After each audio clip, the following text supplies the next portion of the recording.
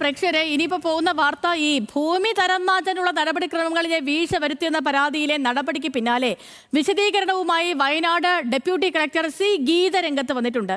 നിയമപ്രകാരം മാത്രമാണ് ഫയലുകൾ കൈകാര്യം ചെയ്തതെന്ന് ഗീത ന്യൂസ് മലയാളത്തോട് പറഞ്ഞു.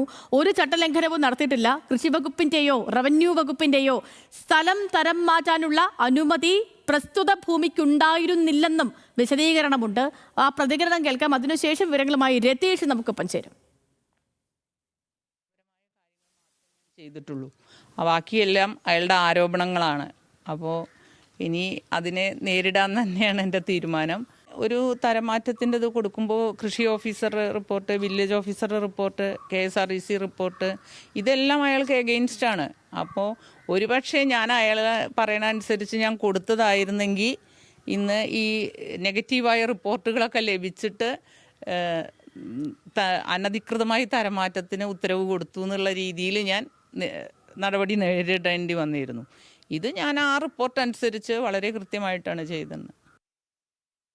രതീഷ്, കേരള കോൺഗ്രസ് സംസ്ഥാന general secretary KJ Devasya revenue മന്ത്രിക്ക് നൽകിയ പരാതിയുടെ അടിസ്ഥാനത്തിലാണ് കളക്ടർക്കെതിരായ നടപടി സ്വീകരിച്ചത്. ഈ നടപടിക്ക് പിന്നാലെ തന്നെ ഈ ഗീത അവരുടെ പ്രതികരണം താൻ ചട്ടവിരുദ്ധമായി ഒന്നും ചെയ്തിട്ടില്ല എന്നുള്ളതായിരുന്നു. അതേ നിലപാട് ഇപ്പോഴും തുടരുന്നു അല്ലേ രതീഷ്? തീർച്ചയായും സാങ്കേതികമായി ഡെപ്യൂട്ടി കളക്ടർ പറയുന്നത് താൻ ചട്ടലംഘനം നടത്തിയിട്ടില്ല. നിലവിലുള്ള ഒരു ഭൂമി തരമാറ്റലുമായി ബന്ധപ്പെട്ട് ലഭിക്കേണ്ട അടിസ്ഥാന രേഖകൾ തനിക്ക് ലഭിച്ചിട്ടില്ല. അതുകൊണ്ട് തന്നെ താൻ ചെയ്ത അതായത് താൻ തന്മാറ്റം നിഷേധിച്ചത് ന്യായീകരിക്കത്തക്കതാണ്. സർക്കാർ നിയമം അനുസരിച്ചാണ്. അതിൻ്റെ കൃത്യമായ രേഖകൾ തരാതെ തനിക്ക് ആ ഭൂമി തരമാറ്റി നൽകാനാവാത്ത സാഹചര്യം ഉണ്ടായിരുന്നു.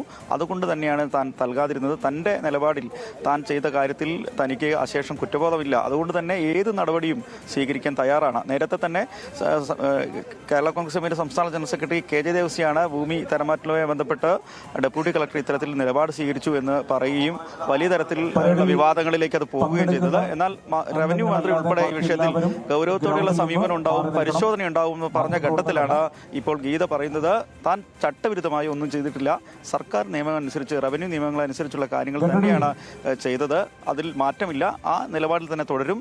മറ്റ് നടപടികൾ സർക്കാർ സ്വീകരിച്ചുകൊട്ടെ എന്ന നിലപാടുണ്ട്. ഇത് കൂടുതൽ വിവാദങ്ങളിലേക്ക് വരുന്ന ദിവസങ്ങളിൽ പോകുമെന്ന് ഉറപ്പാണ്. ശരി, ഓക്കെ രതീഷ്. പ്രിയപ്പെട്ട പ്രേക്ഷകരെ, അപ്പൊ രതീഷാണ് വിവരങ്ങൾ നൽകിയത്.